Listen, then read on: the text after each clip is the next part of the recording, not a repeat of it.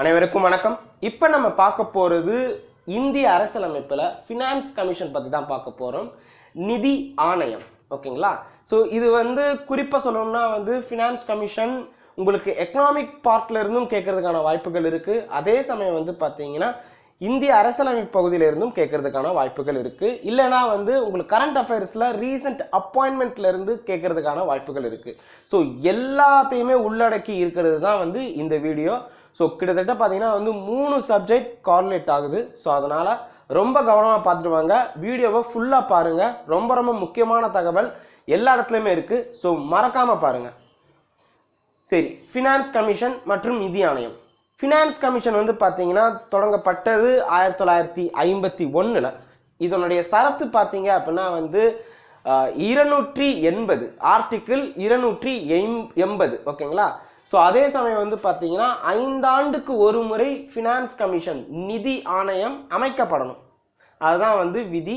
அதே சமயம் எல்லா மெம்பர்ஸுமே all members appointed by the president of India, இந்திய குடியரசுத் தலைவர் அவர்களால் தான் அமர்த்தப்பட வேண்டும், ஓகேங்களா? ஸோ இது முக்கியமானது. அதே சமயம் பார்த்தீங்கன்னா எத்தனை உறுப்பினர் கொண்டது அப்படின்னா 1+4 1+4 மெம்பர்ஸ், அதாவது ஒரு சேர்மன் மற்றும் 4 உறுப்பினர்கள், ஓகேங்களா? ஸோ இந்த உறுப்பினர்களுடைய நியமனம் பார்த்தீங்கன்னா பிரசிடென்ட், குடியரசுத் தலைவர்னு சொல்லியிருந்தேன்.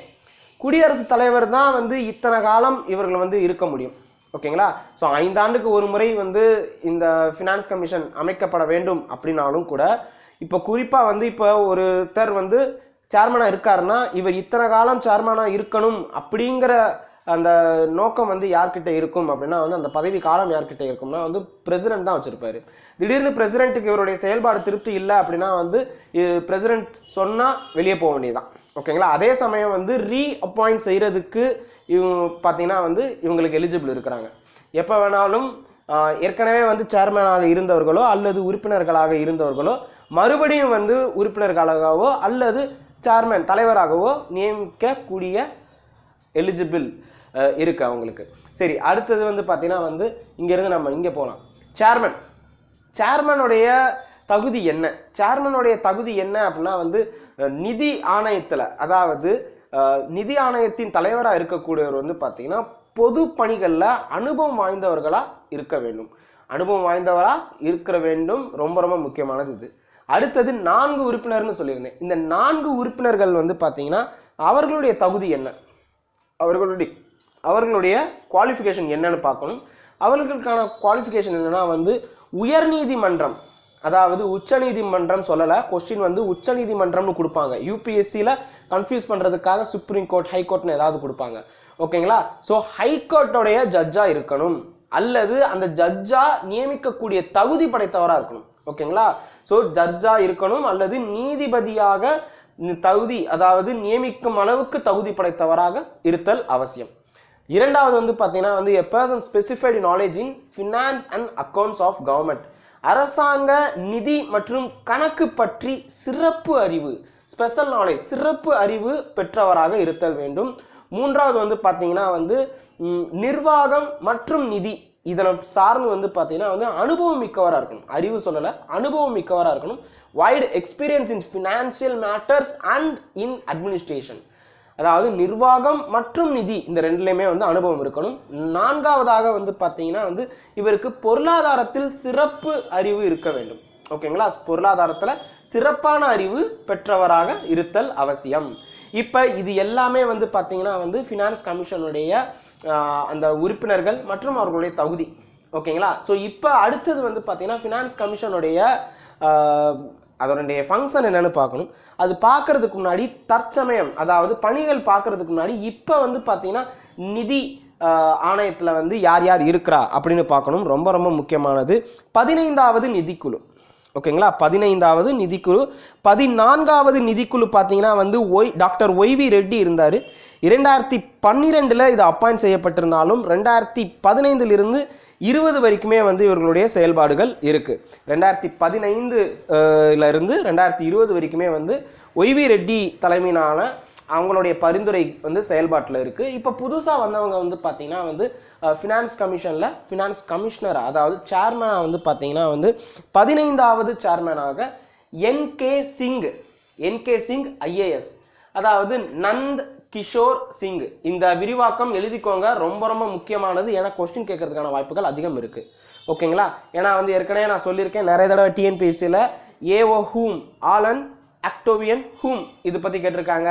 அதே மாதிரி வந்து பார்த்தீங்கன்னா உங்களுக்கு சேஷன், ஓகேங்களா? ஸோ இந்த டிஎன் சேஷன் பற்றியும் வந்து விரிவாக்கம் கேட்டிருந்தாங்க. இந்த மாதிரி நிறைய ஏபிஜே அப்துல் கலாம் ஐயா பற்றியும் வந்து ஒரு தடவை விரிவாக்கம் கேட்டிருந்தாங்க. ஏபிஜேவுடைய விரிவாக்கத்தோட, அதாவது ஆப்ஷனில் கொடுத்துருந்தாங்க. ஈவன் இப்போ சமீபத்தில் வந்து பார்த்தீங்கன்னா வந்து ஹெச்ஏ கிருட்டிணன் பிள்ளை, தமிழில் வந்து பார்த்தீங்கன்னா ஹெச்ஏ கிருட்டிணன் அப்படின்னு சொல்கிற இடத்துல வந்து ஹெச்ஏக்கு வந்து விரிவாக்கம் கொடுத்துருந்தாங்க.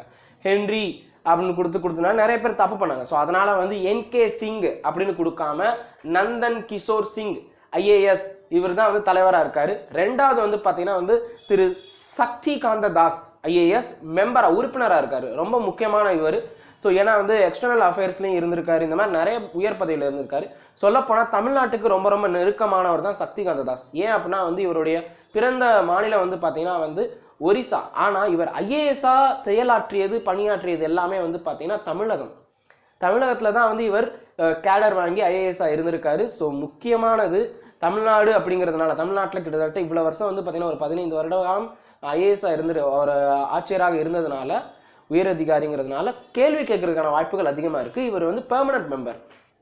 ஓகேங்களா? இதுக்கு முன்னாடி வந்து பார்த்தீங்கன்னா உரத்துறைக்கு செக்ரட்டரியாகவும் இருந்திருக்காரு. இந்த மாதிரி நிறைய பதவியில் இருந்திருக்காரு. இப்போ வந்து சமீபத்தில் திரு அரவிந்த் பனகாரியாவை அடுத்து இவர் வந்து ஒரு குறிப்பிட்ட கமிஷனுக்கு வந்து பார்த்தீங்கன்னா இவர் செக்ரட்டரியாக இருக்காரு. ஓகேங்களா? ஸோ திரு சக்திகாந்த தாஸ் செக்ரட்டரியாக இருக்காரு. அரவிந்த் பனகாரியாவை தொடர்ந்து அதற்கு அடுத்து இவர் எந்த துறைக்கு வந்து செக்ரட்டரியாக இருக்காருன்னு பார்க்கணும். ஸோ அதே சமயம் வந்து பார்த்தீங்கன்னா சக்திகாந்த தாஸ் வந்து ஃபினான்ஸ் கமிஷன்லேயும் வந்து பிளானிங் கமிஷன்லையும் இருந்திருக்காரு. ஓகேங்களா? ஸோ பிளானிங்லேயும் இவர் நிறையவே இருந்திருக்காரு. அடுத்தது வந்து பார்த்தீங்கன்னா வந்து இவர் ப்ரொஃபஸர் அனூப் சிங், இவரும் வந்து ஒரு மெம்பர். தேர்ட் வந்து பார்த்தீங்க அப்படின்னா வந்து அசோக் லஹிரி, இவர் பார்ட் டைம் மெம்பராக இருக்காரு, பகுதி நேர உறுப்பினராக இருக்காரு. அடுத்தது வந்து ப்ரொஃபஸர் ரமேஷ் சந்த், இவர் வந்து பார்த்தீங்கன்னா இவரும் வந்து பகுதி உறுப்பினராக தான் இருக்காரு. ரமேஷ் சந்த் வந்து பகுதி உறுப்பினராக இருக்காரு. அடுத்தது அரவிந்த் மெஹ்தா ஐஏஎஸ், இங்கே எழுதிட்டேன். ஸோ அரவிந்த் மெஹ்தா ஐஏஎஸ் இவர் வந்து பார்த்தீங்கன்னா செக்ரட்டரியாக இருக்காரு. அரவிந்த் மெஹ்தா ஐஏஎஸ் செக்ரட்டரியாக இருக்காரு. ஓகேங்களா? ஸோ இதுதான் வந்து இப்போ இருக்கிற ஃபினான்ஸ் கமிஷன். இப்போ அடுத்து வந்து நம்ம பார்க்க வேண்டியது இதனுடைய பணிகள் என்ன. ஓகேங்களா? ஃபங்க்ஷன் ஆஃப் ஃபினான்ஸ் கமிஷன் பார்க்கணும். ஸோ அதே சமயம் வந்து பார்த்தீங்கன்னா முதல் கமிஷன் எது, இந்த மாதிரிலாம் கேட்பாங்க. இதில் ரொம்ப முக்கியமான கமிஷன் என்னென்ன அப்படின்னு பார்க்கணும். ரொம்ப முக்கியமானது, கண்டினியூவாக பார்த்துட்டு வாங்க. இப்போ ஃபங்க்ஷன்ஸ் ஆஃப் ஃபினான்ஸ் கமிஷன் பார்க்கலாம். நிதி ஆணையத்தின் பணிகள் என்னென்ன அப்படிங்கிறது நம்ம இப்போ பார்க்கணும். ஓகேங்களா? ஸோ இதில் வந்து பார்த்தீங்கன்னா மொத்தம் 4 பணிகள் இருக்குது, 4 ஃபங்க்ஷன்ஸ் இருக்குது. அந்த 4 பணிகளுமே வந்து கொஞ்சம் முக்கியமானது. அது என்னென்னு பார்க்கலாம். ஏன்னா வந்து யூபிஎஸ்சிக்கு இந்த பணிகள் வைத்து கொஸ்டின்ஸ் கேட்கறதுக்கான வாய்ப்புகள் இருக்குது. டிஎன்பிஎஸ்சியில் வந்து பார்த்தீங்கன்னா உங்களுக்கு மெயின்ஸில் இந்த பணிகள் கேட்பாங்க. ஓகேங்களா? ஸோ ரொம்ப முக்கியமானது. ஏன்னா எக்கனாமிக் போர்ஷனில் வந்து இது கேட்கறதுக்கான வாய்ப்புகள் அதிகம் இருக்குது. ஸோ இந்த 4 பணிகளில் முதன்மையானது வந்து பார்த்தீங்கன்னா வந்து முதன்மை இல்லை, ஃபஸ்ட்டு வந்து பார்த்தீங்க அப்படின்னா வந்து டாக்ஸஸ், அதாவது நமக்கு வந்து இந்த வரி கிடைச்சிருக்கும். அந்த வரியின் மூலியமாக வந்து மத்திய மற்றும் மாநில அரசுகளுக்கு வந்து பார்த்தீங்கன்னா வந்து அவங்களுக்கு இடையே வந்து நிதி வந்து எவ்வாறு பகிர்ந்தளிக்க வேண்டும் அப்படின்னு குடியரசுத் தலைவருக்கு வந்து பரிந்துரை பண்ணுவாங்க. இந்த நிதி ஆணையம் தான். ஓகேங்களா? குடியரசுத் தலைவருக்கு பரிந்துரை செய்வாங்க. அதுக்கப்புறம் வந்து பார்த்தீங்கன்னா, ஏன்னா இது நிதி ஆணையம் வந்து ஒரு பரிந்துரை ஆணையம், ஒரு அட்வைசரி பாடி. ஓகேங்களா? ஸோ அதனால் வந்து அவங்க கட்டாயப்படுத்த முடியாது, பரிந்துரை பண்ணலாம். அதை ஏற்றுக்கிறதும் ஏற்றுக்காததும் அரசாங்கத்தின் கடமை. ஓகேங்களா? ஸோ அரசாங்கம் நினச்சிச்சுன்னா ஏற்றுக்கலாம், இல்லைனா ஏற்றுக்காமல் இருக்கலாம். அது அவர்களுடைய நாட் பெண்டிங். ஓகே. ஸோ ரெண்டாவது வந்து பார்த்தீங்கன்னா வந்து திரட்டு நிதின்னு சொல்லுவாங்க, கன்சாலிடேட் ஃபண்டுன்னு சொல்லுவாங்க. இந்தியாவின் திரட்டு நிதியிலிருந்து, அதாவது கன்சாலிடேட் ஃபண்டில் இருந்து மாநிலங்களுக்கு எவ்வாறு நிதி ஒதுக்குவது அப்படிங்கிற கொள்கையை உருவாக்குவாங்க. பிரின்சிபல்ஸ் வந்து பார்த்தீங்கன்னா வந்து உருவாக்குவாங்க. இது குறித்து வந்து பார்த்தீங்கன்னா பரிந்துரையும் வந்து இவங்க பண்ணுவாங்க. கொள்கை அளவில் இக்குழுவோடைய பரிந்துரை இருக்கும். Principle that should govern the grants. ஓகேங்களா. To state by the centre. Okay, மாநில அரசாங்கத்துக்கு வந்து மத்திய அரசாங்கம் திரட்டு நிதியிலிருந்து கன்சாலிடேட் ஃபண்ட்ல இருந்து கொடுக்கறதுக்கு பற்றி பேசுவாங்க. அடுத்தது வந்து பார்த்தீங்க அப்படின்னா வந்து measures needs to augment the சிஎஃப்னா consolidate fund of state to supplement resource of panchayat and municipalities. இது முக்கியமானது. ஏன் அப்படின்னா வந்து 73 மற்றும் 74வது அமெண்ட்மெண்ட் மூலியமாக இது வந்து கொண்டு வந்திருக்காங்க. ஓகேங்களா. 73rd and 74th அமெண்ட்மெண்ட் மூலியமாகத்தான் பஞ்சாயத் ராஜ் மற்றும் முனிசிபாலிட்டி வந்திருக்கு, நகராட்சி வந்திருக்கு. ஸோ அதன் காரணமாக வந்து பார்த்தீங்கன்னா இது வந்து இந்த ஃபங்க்ஷன் வந்து இதன் பிறகு தான் வந்து சேர்த்துருக்காங்க. ஓகேங்களா. 1990களுக்கு அப்புறம் தான் வந்து இது சேர்த்துருக்காங்க.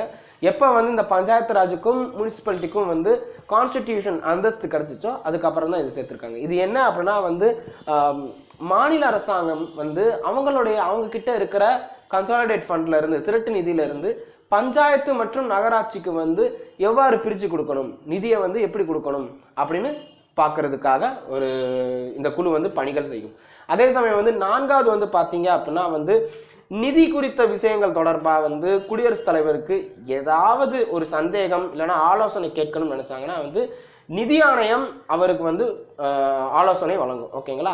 ஸோ ஏதாவது இந்த ஃபினான்ஸ் சம்பந்தமாக வந்து ஏதாவது ஒரு பிரச்சனை, ஃபினான்ஸ் சம்பந்தமாக ஏதாவது ஒரு டவுட் வந்திருக்கு யாருக்கு அப்படின்னா வந்து குடியரசுத் தலைவருக்கு டவுட் வந்திருக்குன்னா வந்து அதன் பேரில் நிதி ஆணையம் வந்து பார்த்தீங்கன்னா சம் கிளாரிஃபிகேஷன் கொடுப்பாங்க. ஸோ இதுதான் வந்து இவங்களுடைய பணிகள். ஸோ நிதி ஆணையம் சம்பந்தமாக வந்து பார்த்தீங்கன்னா நம்ம என்னென்ன பார்த்துருக்கோம்னா வந்து சரத்து பார்த்துருக்கோம், எத்தனை ஆண்டுகளுக்கு ஒரு முறை அமைக்கப்படணும், யாரால் அமைக்கப்பட வேண்டும், அதனுடைய பாடி எப்படி இருக்குன்னு பார்க்குறோம். அதாவது ஃபினான்ஸ் கமிஷன் நிதி ஆணையம் வந்து எவ்வாறு அமையப்பட்டுள்ளது அப்படின்னு பார்க்குறோம். அதனுடைய பணிகள் பார்த்துருக்கோம். அதே மாதிரி வந்து பார்த்தீங்கன்னா இப்போ இருக்கிற நிதி ஆணையம் 15வது நிதி ஆணையத்துடைய தலைவர் மற்றும் 4 உறுப்பினர்கள் யார் யாருன்னு பார்த்தோம். செக்ரட்டரியும் பார்த்தோம். ஓகேங்களா. ஸோ 4 தான் சொன்னீங்க, ஆனால் செக்ரட்டரியும் வர்றாங்கன்னு கேட்பாங்க. ஸோ அதுதான் 4 கூட்டல் 1, அதாவது சேர்மனையும் சேர்த்து செக்ரட்டரியும் சேர்த்துக்கோங்க, பார்ட் டைம் உறுப்பினரும் வர்றாங்க. ஓகேங்களா. சரி, இப்போ பார்த்த நிதி ஆணையம் கண்டிப்பாக ரொம்ப ரொம்ப முக்கியமானது.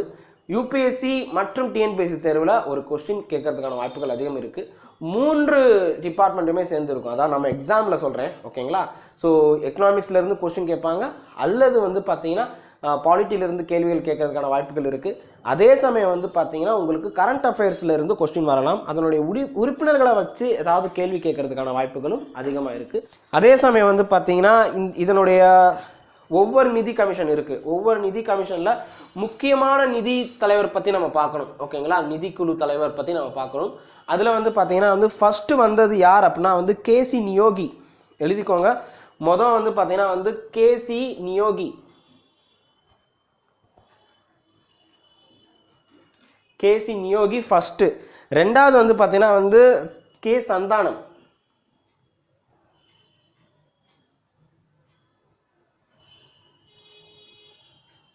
திரு சந்தானம் அவர்கள்.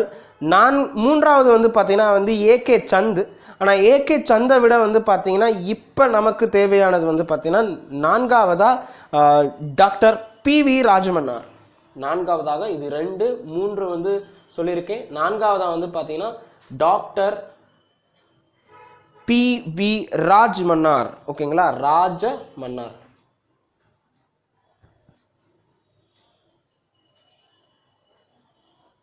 இந்த குழு ரொம்ப முக்கியமானது. இந்த குழு அடிக்கடி கேட்டிருக்காங்க கேள்வியா. 1964 வந்து அப்பாயிண்ட் பண்ணியிருக்காங்க. 1964 அப்பாயிண்ட் பண்ணியிருக்காங்க. ரிப்போர்ட் வந்து 65